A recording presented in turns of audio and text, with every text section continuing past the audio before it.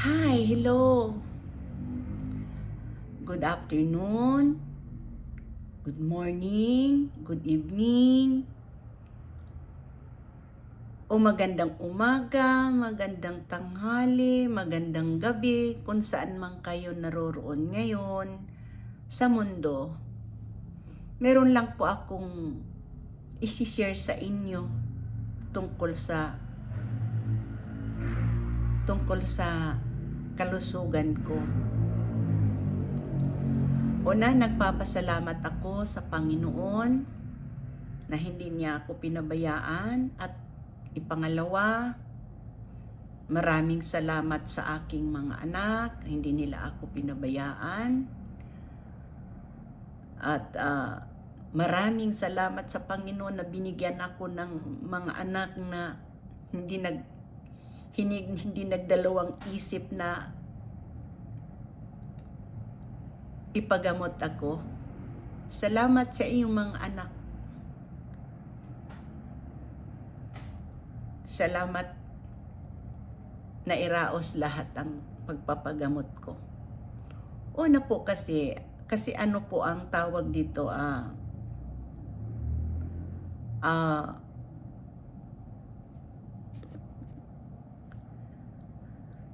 ano po ako, survivor, cancer patient survivor po ako. Bali, ang nangyari kasi sa akin, last year pa to naramdaman ko kundi ini-ignore ko lang, denying lang ako kasi ayaw ko magbigay ng problema sa mga anak ko. Ayaw ko sila may stress, ayaw ko silang mag-isip. Kasi siyempre hindi biro yung magpagamot. Di ngayon tumagal, hindi na ako makatiis. Sinabi ko na meron akong nakapa sa aking kanan suso. Accidentally lang po yun, na pagkasagi lang po. Sabi ko meron akong nasagi. So hindi ko alam kung ano to. Siguro mawawala na lang ito. Bahala na si Lord. May awa si Lord. Sabi ko may awa ang Panginoon. Mawawala to. So hinayaan ko lang. One time, umuwi ang anak ko, galing ibang bansa, anak kong lalaki. Sabi ko, anak, ano ka ako, dalhin kaya, papunta kaya ka ako sa doktor, pa-check up. O sige, sabi niya, samahan kita. Ngayon, pagdating doon sa hospital, pina-ultrasound ako sa kanan suso ko. Nakita nung ultrasound na positive. So, umuwi kami dito after ultrasound. Hinayaan lang, mga ilang buwan siguro yun, mga 8 months, isang taon, bago nagdesisyon na sabi ng bunso ko, pa-check up kita patingnan natin yan. No, pumunta kami sa surgeon, pina-check up ako. Pagkakapa ng doktor, ang sabi niya, ang laki nito tanggalin agad natin. Sabi niya ganun. Sabi ko, Dok, bahala po kayo. Sabi naman nung anak ko, ano patanggal mo na agad? Sabi ko, bakit pa papatatagalin? Ganun din naman ang mangyayari. Uwi muna kaya tayo, sabi nung anak ko. Pag-usapan na natin. Sabi nung doktor, sandali lang yan. Sabi ng gano'n, saglit-saglit lang yan. Kuha ka agad yan. Di sabi ko, sandali lang daw Sige na, dito na tayo. Sabi ko, sandali lang naman. Sa makatuwid, sa madaling salita, pinasok ako sa operating room. Siguro within 30 minutes lang. 30, mahigit. Natanggal yung bukol sa suso ko. Pagkatanggal, sabi sa anak ko, after 2 weeks po, balik po kayo dito para malaman ninyo yung result ng biopsy. Sabi nung doktor. Okay po, Doc, sabi nung anak ko. After 2 weeks, pumunta kami. Sabi ko, anak, sa aking bunso, hindi na ako sasama sa loob, ikaw na lang ang kumausap kay doktor. Kasi ayaw ko malaman kung anong result. Kung ano man ang result, sabi ko, huwag mo na lang sa akin iparating kasi baka yun pa mapadali pa ang buhay ko. Kasi mag-iisip ako na mag-iisip. O sige ma, minute lang, lumabas yung anak ko, umiiyak. Sabi ko, bakit ka umiiyak? Kasi po ma, kasi po, cancer daw po yun. Stage 2 daw po. Alam mo yung para kang gusto mo umiyak, parang walang lumalabas na luha. Gusto mong sumigaw na bakit nangyari to sa akin?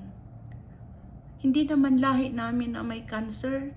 Ang nanay ko nga, binawian ng buhay. 99 years old na. Almost 100 years na kasi buwan na lang 100-year-old na nanay ko bago namatay. Namatay na lang yun dahil siguro sa katandaan. O di bakit nangyari sa akin to, sabi ko.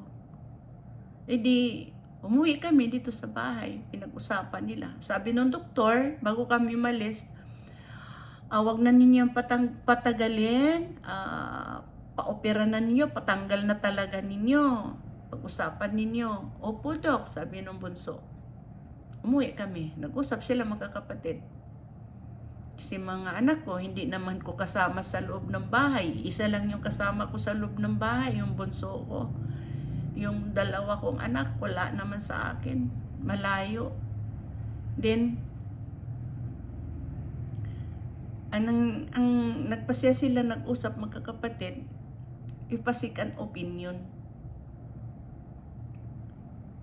Ang findings dito sa doktor namin pinanggalingan is stage 2. Cancer daw ako.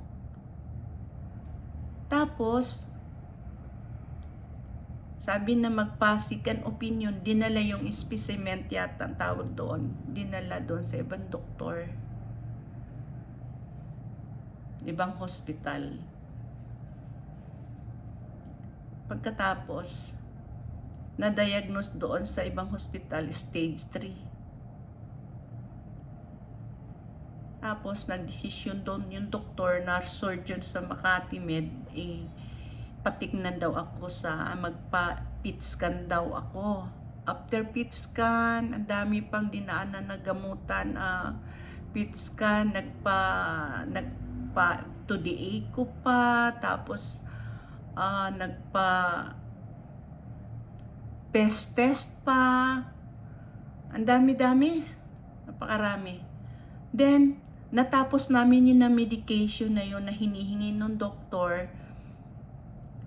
Pumunta na naman kami sa ibang hospital, third opinion. Pagdating sa ibang hospital, binasa yung mga result.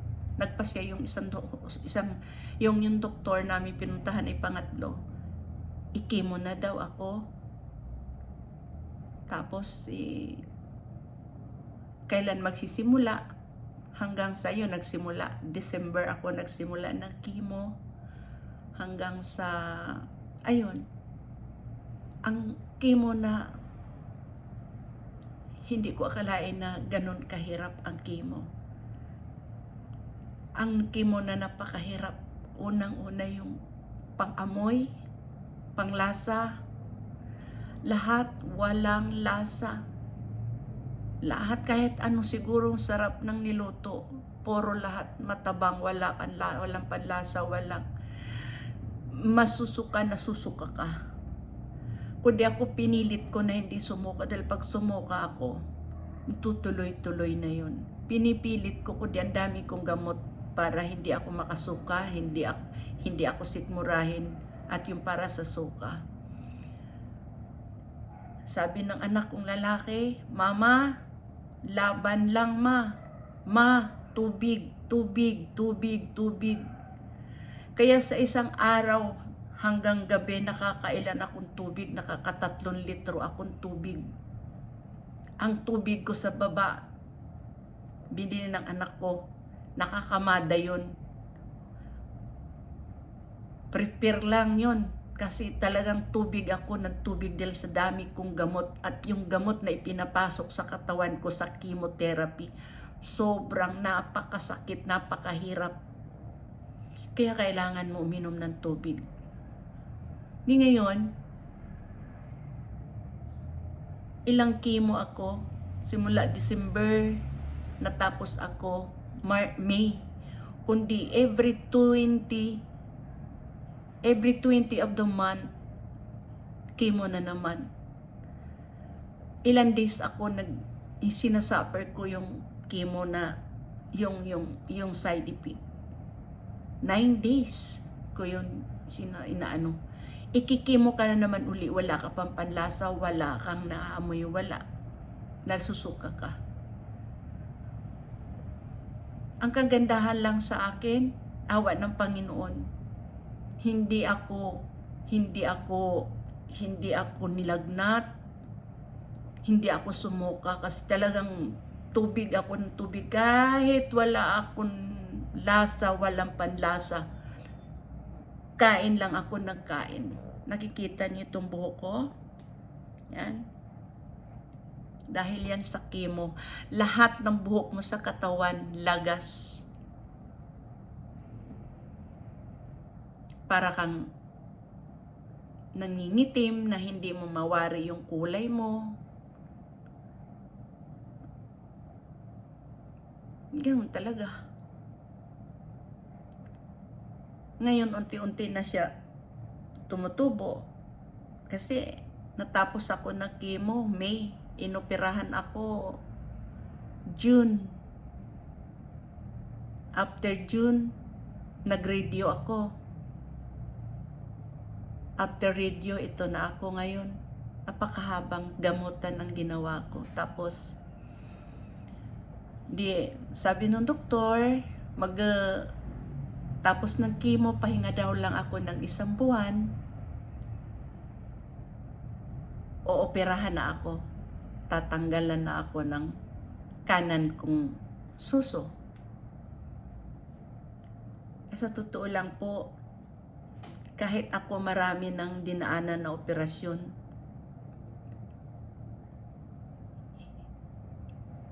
takot ako sa karayom. Sobrang takot na takot ako sa karayom.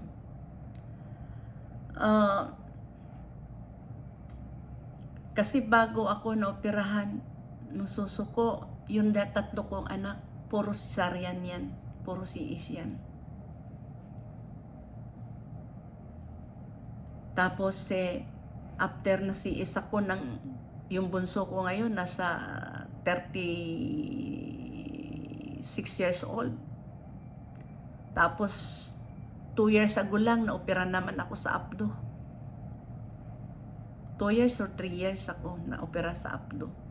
Tapos tinanggalan naman ako ng bukol sa suso. After tinanggalan sa suso ng bukol ng sa suso, tinanggal totally talaga yung kanan kong suso.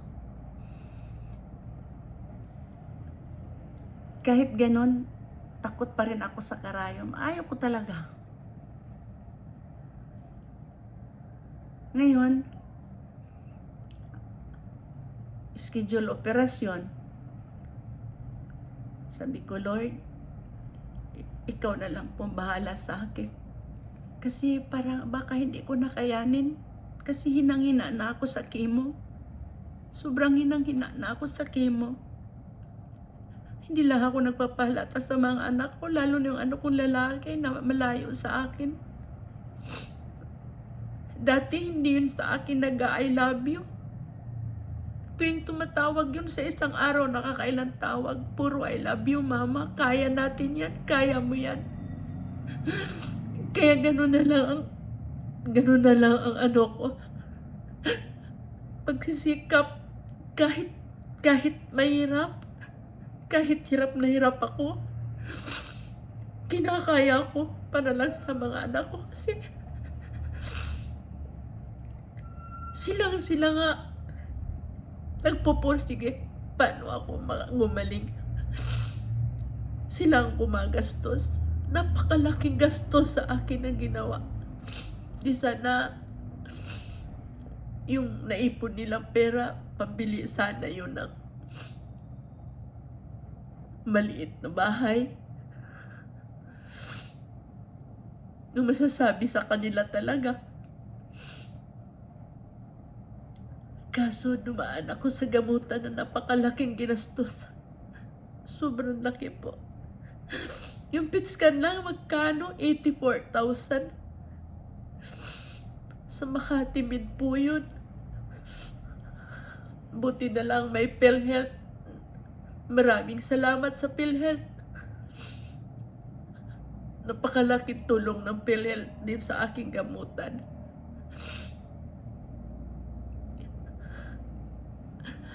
Di pa natapos sa PET scan, mayroon pang tinatawag na PES test. Laki din ang bayad noon. Kahit ngayon TDA ko, umaabot ng 50.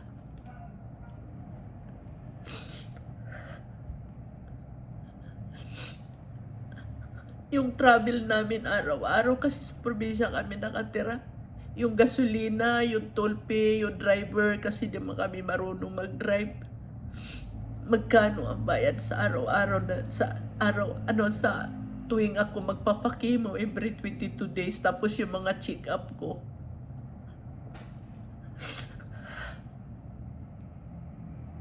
Magkano ang bayad sa driver? 2,000. Ang gasolina, super napakalaki po ginastos ng gamutan sa akin.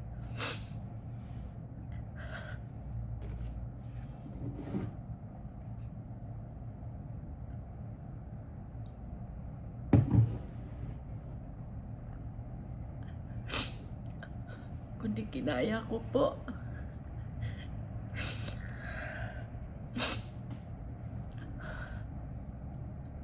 Hanggang ngayon po nahihirapan pa rin ako, kundi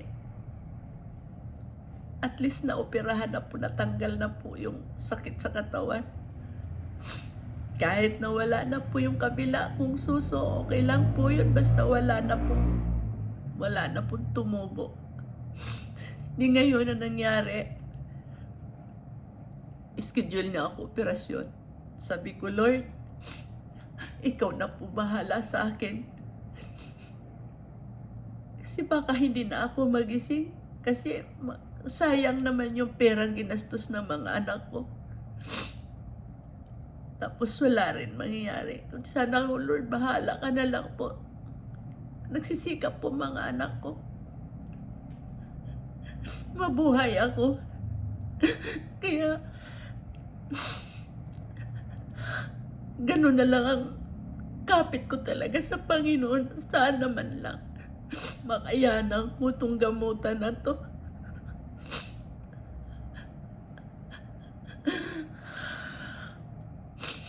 Wala naman ako magulang mapagsumbungan ng nararamdaman kong sakit. Kasi wala na akong magulang, ulila na po ako. Sa mga anak ko, ayaw kong magpahalata na nahihirapan ako kasi baka panghinaan sila ng loob.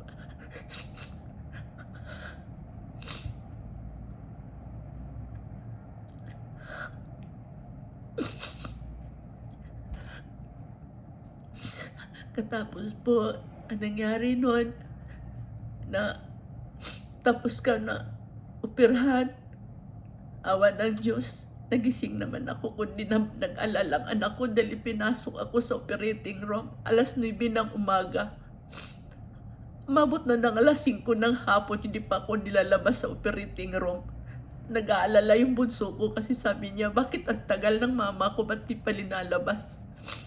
Sabi nung doktor ng mga assistant, nasa recovery po ang mama niyo kasi parang dinugo yata ako. Kaya super alalang-alala yung aking bunso dahil siya man na nandun nakabantay sa akin dahil yung dalawa kong anak, yung isa ko naman may pamilya, yung isa ko din ang anak malayo. So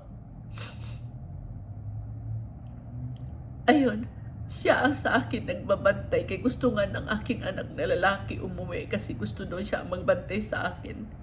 Tututukan daw niya ako para mabantayan niya ako ng mabuti pati sa pagkain.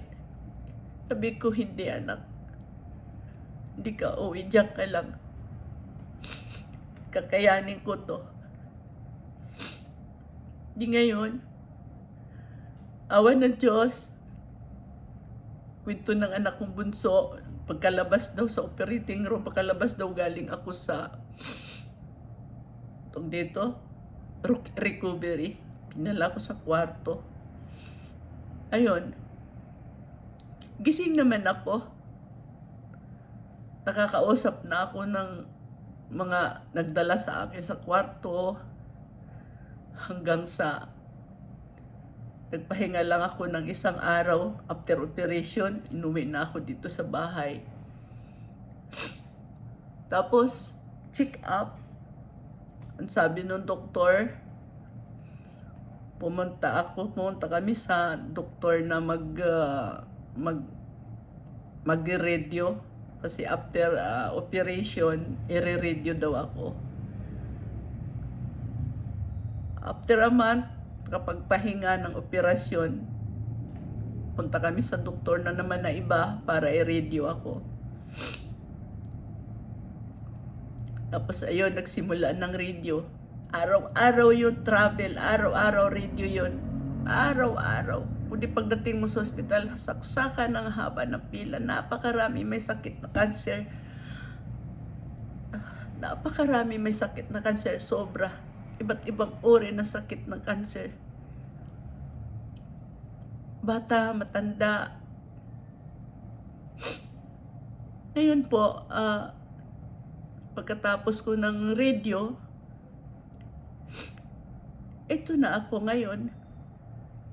Kaya lang yung radio ko, noon nire-radio ako, wala akong nararamdaman na ano-ano. Tinatanong ako ng doktor, may nangangati ba sa'yo, ano. Wala naman po. Gayun pa man, niresitahan niya ako ng gamot para sa pangangati kung ano man ang nararamdaman ko, may mahapdi. Wala naman. Ngayon lang lumabas ang side effect. Yung liig ko, may mga may itim, tapos ito, ayan, hanggang dito, ayan, tapos hanggang dito po, yan, Makati na nangingitim na namumula, hanggang kilikili po yan, hanggang dito. Tapos ito po, wala yung pakiramdam, manhid yan, mabigat, yun pong nararamdaman ko ngayon. Kundi awa ng Diyos, kinakaya ko. Ngayon, meron pa akong iniinom na gamot na good for 5 years na anong tawag doon, hindi ko basta maintenance daw po, good for 5 years para daw hindi mag-develop yung cancer. So matatawag na daw ako ngayon na survivor